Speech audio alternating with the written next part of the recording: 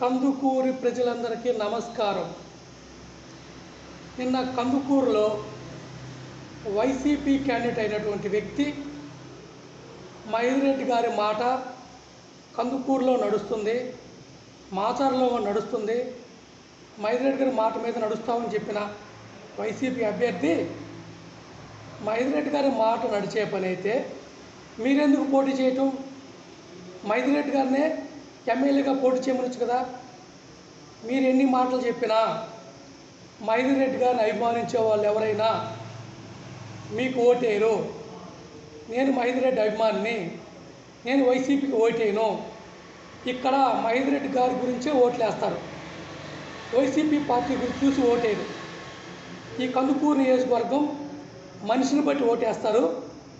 కాబట్టి ఈసారి గెలుపు ఇంటూరు నాగేశ్వరరావు గారిదే.